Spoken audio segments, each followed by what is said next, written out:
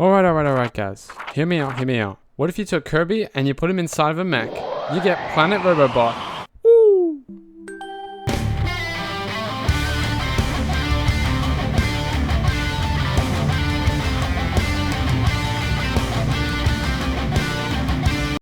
Hello guys, it is TB here.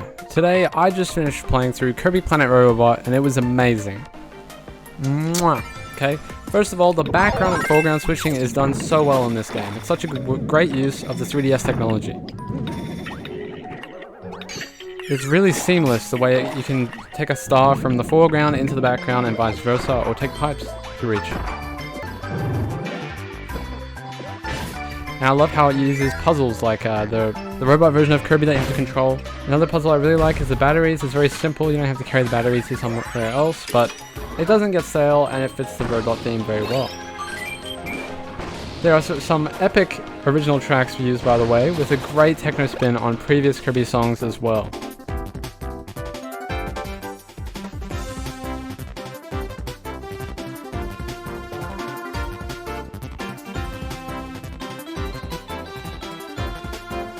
By the end, there are a ton of awesome songs you'll remember and some awesome motifs. Oh, and by the way, the final boss is absolutely phenomenal. It's really cool boss battle. And I don't want to spoil too much. It's really good, and if you haven't already, you should play this. New copy abilities that were introduced. They include the Doctor, the Poison, and ESP Kirby, which is an Earthbound reference. So because he wears like NASA's sort of little hat. Out of all these three, honestly, the Doctor was pretty funny. The Poison was cool. It has a lot of similarities to Water. Like the Water copy ability from previous games. Pretty much the same, just poison, so it lingers there for a while. And with ESP Kirby, it was really cool. I like the electricity. And yeah, that was the most OP one by far, because you can sit in one corner of the screen, just attacking an enemy with your electric bowl over and over again, and you just take everyone out. It's really fun. But there's still enough of a challenge. The game isn't too easy, but it's not too difficult. It definitely got a bit more difficult, more challenging in areas 5 and 6, the two final areas of the game. But apart from that, it wasn't too difficult overall, because obviously Kirby is not known for a difficulty. I was getting the stickers. I wanted to collect all the code cubes as well. That was a cool collectible. There was like 3 in each level, and you use those to progress the story and move forward to new worlds. You have to get like enough. Obviously there's a minimum amount you can get, but if you get all of them, you can unlock something cool. But yeah, and I particularly love the tidal waves of Poison, and ESP Kirby is just OP, as I said. Previous copy abilities still feel fresh and new when acquired inside your Robobot mechs. So yeah, so for instance, Fire. You get it in the mech, and it's a bit different. And with the cutter ability, and as well with the sword ability, they're definitely different when you're inside the mech, and it really mixes things up. Every mech in this game honestly looked so cool and had its own unique purpose. And I loved how they adapted, Kirby's normal copy ability and made it more powerful and stronger when you're in a mech. Well, sorry, a Robobot, as they call it. I loved how Bomb Mode had these little robots that came out of it. I liked how the Jet Mode, you could fly through levels, yeah, and it was really cool. And I thought it was just an absolutely creative idea. To be able to adapt all these copy abilities when you're inside a mech, and have the mech scan the copy ability as well. I particularly like how they had the wheel mode and the jet mode, and then they used those across entire levels. So there was a whole level where you were in wheel mode, and a whole level where you were in jet mode, and I really liked how they did that. They made those abilities shine on their own. And yeah, as you see here as well, when you're in this casino sort of level, punching dice with the stone mech, it looks really cool, and it was really fun. Being in these mechs, it does make you feel powerful, which is cool. That's what you want.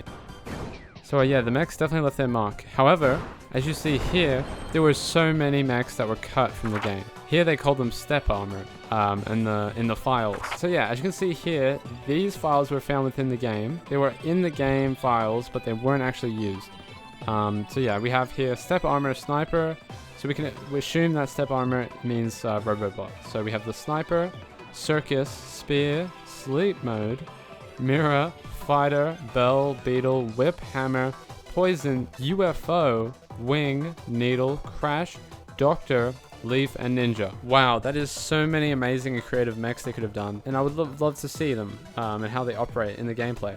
I mean, I'm really happy with what we got anyway. You know, we already got so many cool mechs. But, you know, seeing a giant circus mech, that would have been really cool. A sleep mech would have been funny because the sleep power-up is basically just hinders you because it makes you sleep. It makes Kirby sleep when he picks it up.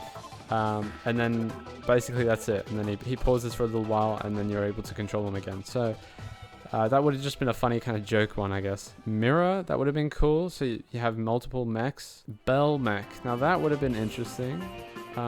Beetle mech would have been awesome. That would actually really fit. That would fit really well. Having a giant, you know, beetle horn and shell on your mech, that would have been cool. And some other ones that stand out to me would be the poison. That would have been cool to see what that would have been like. I wouldn't have minded to see sort of an underwater mech, because they take you to the Overload Ocean, but you're never underwater like in a submarine, which would have been cool as well. But out of these ones here that they cut, there's also the UFO. That stands out to me a lot. That would have been awesome.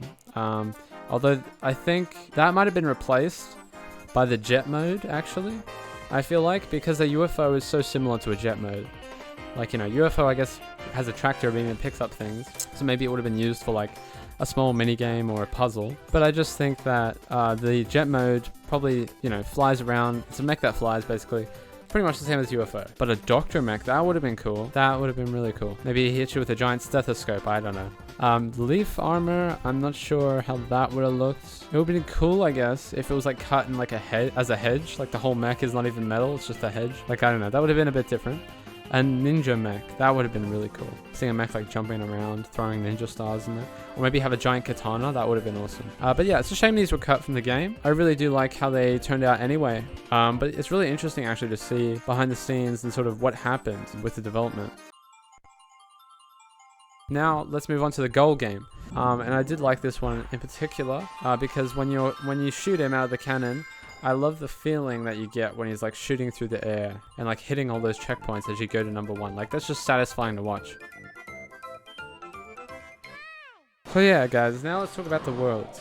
So a lot of the worlds were really cool. I particularly loved, you know, just the classic sort of the grassy world you start with, and then you move on to the casino sort of world, which I really loved. I think that was a really unique idea. It actually reminded me of Cuphead. And then Area 3 was Overload Ocean. That was really fun. That was definitely probably my favorite of the worlds, or of all 6 worlds. So yeah, Overload Ocean was probably my favorite because I just love the marine theme. It's very colorful. You know, I like the blue sort of color. And so yeah, it had the ocean levels, but it also had the ocean with the ice cream sort of machines and like sort of like a popsicle factory, which looks really cool. I just love it. It's visually appealing to me. It's very colorful. I just wish there was a submarine, I think, version of the mech. I think that would have made a lot of sense. Or a boat. And then after that, we had Area 4, Gigabyte Grounds. I have mixed feelings about. It's cool, but it's like another desert world, really. I'm not personally a big fan of desert worlds in general, just in gaming. It's not too interesting. And especially the lasso ability, which was like one of the only abilities that they introduced in Area 4, was a bit underwhelming. I know the lasso ability is in other Kirby games as well, but to me it's not something I'm a fan of. I would prefer if they had a Sheriff Kirby, or I think it would be really cool if they had a Cactus Kirby that you can roll around with like spikes on. I think that would be so cool, like really fun. But yeah, but I like the music. It was a banger, but the world itself, the visual style and like the levels just felt a little bit repetitive. All right, and then after we had Gigabyte Grounds, we go to Area 5. So Area 5 is more of a city type world, and I really enjoyed it. So it was Rhythm Route. I like the music in this one. It was a very like chill vibe. I liked it though. I liked the music notes. It's sort of like a musical world. So yeah, the music copy ability, especially when you're in the mech, the mic. Oh, sorry, I believe it's called Mic Kirby. The mic mode inside the mech was really cool. Thought it was a creative idea, and I liked the idea of like a musical themed world. And Area 6, which I don't want to spoil too much of, but it was the access arc, and you're going into the villain sort of layer, right? But it was very colorful, and it had a lot of sort of geometry, like geometrical shapes, and like neon lights. It was really, really cool. All right, so next up, I'd like to look at another bit of cut content from Planet Robobot, and as you can see here, this was a concept art that was included from the Kirby Art and Styles collection book. You've got King Dedede, which first of all, King Dedede was in the beginning and end of this game. It had pretty much 0 role throughout the main story, except for one boss. There was one boss that references King Dedede, and then the rest of the game, you don't really hear about him. which is interesting because I believe the intro cutscene opens with King Dedede in it, as like the first sort of character with a Waddle Dee. So here, as you can see, Bandana Waddle Dee is with King Dedede inside like this sort of wagon thing that, I don't know, it looks like it's broken. Kirby is up there. It looks like that's Kirby sucking, I don't know, something. And you've got, as you can see, this villain actually reminds me of Dr. Seuss. Those like sort of those white gloves pointing on the tentacles and like this fork pointing out of it is very interesting. It actually hints, because the fork was seen in the desert world. They had forks in the background that were made to look like they were holding noodles, as if like it was maybe like power lines or something. So that fork kind of references that this might have been from Area 4 Gigabyte Grounds. Honestly, it would have made that desert world seem a lot more interesting, actually. And would have loved to see a side story where we actually play as King Dedede. And I also see a knife sticking out the bottom of him and a spoon, which is interesting. But I like the look of it. And in the background, I believe you see the silhouette of a castle, which is interesting. So does that mean we would have gone to see King Dedede at his castle at some point? Probably. And that would have been really cool as well. But I think that would have only worked if it was a full-scale adventure game, like a full Wii U game, rather than a 3DS game, or possibly even a Switch game. I still really want to see Planet Robobot on the Switch. Like, please, HAL Labs, come on. Like, they've done Return to Dreamland Deluxe. Well, it's coming out soon. I believe it's coming out next week, actually, so I'm really excited for that. Ooh. Anyway, they've done that. Return to Dreamland Deluxe. I'm hoping they're going to do a Robobot Deluxe at some point, possibly adding more mech abilities, like those deleted ones that we went over earlier. Alright, back to the main review. Stickers! Oh my gosh, there was so many amazing stickers in this game. Like this one, and this one, and this one. Yeah, I think if this was ever to return, I would love to see more customization options for your mechs. But yeah guys, overall, just looking back at the game as a whole, Kirby Planet Robobot was amazing. For all the reasons mentioned in this video, I'm going to be giving Kirby Planet Robobot a 9 out of 10. It would definitely reach a 10 out of 10 for me if it had a full HD remaster.